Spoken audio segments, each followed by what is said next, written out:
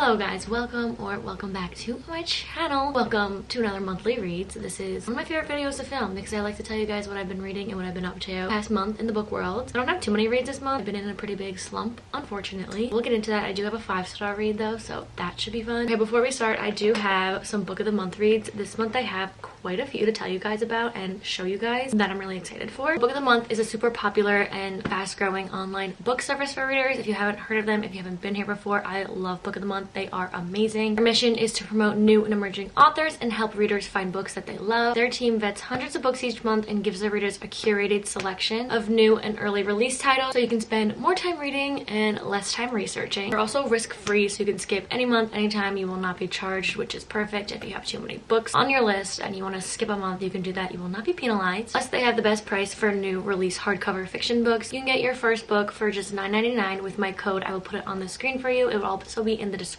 for you, so you can click the link in the description. You can use that code. You will get your first book for $9.99, which is a steal. Book of the Month is now featuring, well, they've started to feature 5 to 7 books each month. This month of May, there are 6 main selections, but they're also adding one add-on book, which is super fun. So it comes in this fun box. You get the blue Book of the Month box. In the inside, it says you've got great taste. So the first one is called Part of Your World by Abby Jimenez, I believe. I love the cover of Book of the Month books. They are always just so pretty, but this book I'm so excited for because this is a romance. You guys know I love my contemporary romances, but this is an age gap. I'm pretty sure she is like 10 years older, or he's 10 years, yeah, he's 10 years younger than her. Sounds pretty fun. And the other titles we have Breathless, which is a thriller by Amy Mikuláš. I think this is this one. This one is Yerba Buena by Nina LaCour, I believe. Look at this cover, the flower pot, so cute. Okay, then we have Darling Girl by Liz Mikulášky. I think that's how you say it. That's that one. And then we have Take My Hand by Dollin Perkins Valdez. This one. And then the last one from like the main selections is The Hacienda by Isabel Cañas. And then the one add-on this month is Book of the Night by Holly Block. So I've heard a lot about this author actually, so this should probably be a really good one. So those are the books from this month. Don't forget you can use my code Sarah Crowley. First book $9.99. All of that is in the description. Let's get started on my monthly reads. It's been quite the month. Started off really well and then it kind of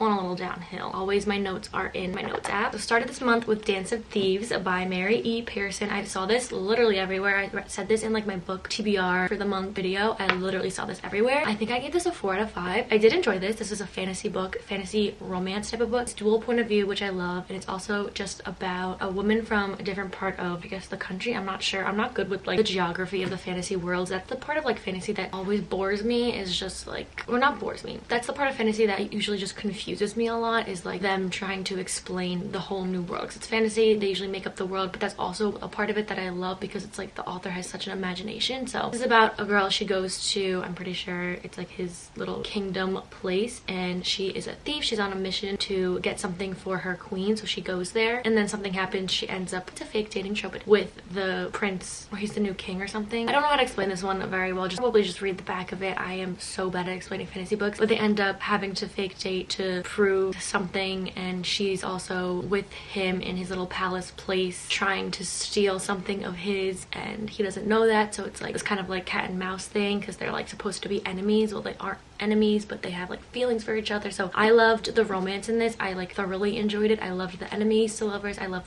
the fake dating that was in it. I loved all of her like friendships in it too, and I thought that them and their banter and their relationship was done like really well. But like I said, with fantasy, it's confusing and boring for me when it's not the romance, because I'm a big romance reader. So it's like reading the fighting, the setting, sometimes it just like wasn't for me. And then I also wrote that I was confused, like I said in the beginning, with like her mission that she was set on by her queen. I figured it out eventually. Usually that's what happens in these books. I get confused at first, but then I figure it out. And I also said that I liked the second half, like the ending was so much better than the first half. Again, that happens a lot with fantasy because the first half they're setting up a whole new world for you. So that was that. And I said I love Jason Cassie and the queen and his family. Like I just loved the family friends in this book. That was fun and I loved them. But yeah, it was a good read. The romance parts of it, those plot points were just done so well, and I absolutely loved it. I loved the ending. I do have the second one because this is a duology. It's called Vow of Thieves, so I'm gonna get to that eventually, but I did read this and it was very very good. It is pretty thick, but it was a good read. After that, I read Things We Never Got Over by Lucy Score. This was my 5-star read of the month. I ran through this. First of all, the cover is beautiful. It is a thicker book. It's like over 500 pages, but I loved everything about this. I saw this all over Instagram, like Bookstagram or whatever, and I needed to read it first just because of the cover. But basically, it's about Naomi. She has like a twin sister, evil twin sister, who calls her saying she needs help, so she goes to like rescue her. It's like literally the night she was supposed to get married, she like runs away to help her sister in this like small town. So my favorite tropes are like small town tropes and meeting new people and the families and the people in the small town. Like, I think it's so cute. She goes there and she meets Knox, and Knox is right off the bat mean to her because he thinks it's her twin sister who is evil and mean to everyone, and he's just like mean to her off the bat because he thinks it's her twin sister, but it's not. It's Naomi. From the start, she explains herself to him and he has this urge to help her, so he helps her out, gives her a place to stay while he's there. And then also, her twin sister left her daughter there with her. Her name is Waylay. I loved Waylay so much, and I am not big on children in books. I think it can get annoying, and just like sometimes their plot points are just like, I don't want to read about the kid. But I loved her like so much. I loved the relationship. I loved everyone's family and friends, and I love how it's not just about their romance. I like that it's about the community and everyone in it. I don't know, it was so good. It wasn't just about them, you know, it was about like everyone. Dual point of view, of course, the best. This is also enemies to lovers. There is a fake dating trope in here. I've kind of come to realize I don't love Grumpy Sunshine. That's kind of what this is, or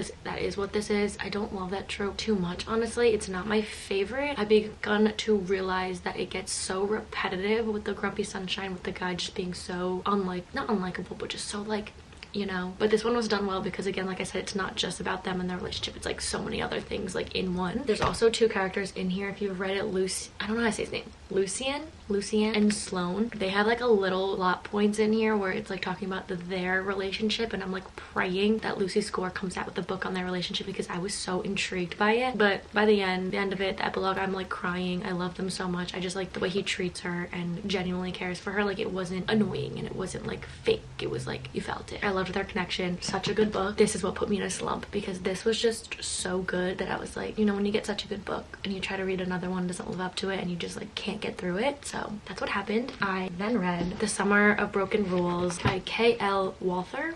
Sadly, I gave this a 3 out of 5. Everywhere I saw it, anyone that posted it gave it a 5 out of 5, and I just like couldn't understand why. It gave me very We Were Liars, Outer Banks vibe. It's about this girl, Meredith Fox. She lost her sister, and every year before they lost her, they would go to Martha's Vineyard with their family. They have like a bunch of like houses and places there that their family stays over in the summer, every summer, but they haven't gone for a few years because her sister died. So they finally go because her cousin's getting married, and they have this little game that they play, Assassin, where like around the whole vineyard you have like a person you're trying to assassin. I don't know, it's fun, it's cute. It's young adult, and it's like, it was too young adult for me, where I was just like, I don't like this. And it was like her relationship with this, I don't remember his name. His name was Whit, and I didn't love it. Felt like it was a little too cheesy for me. I saw everything that was coming and it got kind of boring. Like, there wasn't really much to it to me. I don't know. I couldn't get into it. I was really upset I couldn't get into it because everyone was loving it. I did love the characters in it, like the family. I love family in books, so I loved the family. I just didn't love her as a main character, and I didn't love Whit and them together. I don't know. I didn't really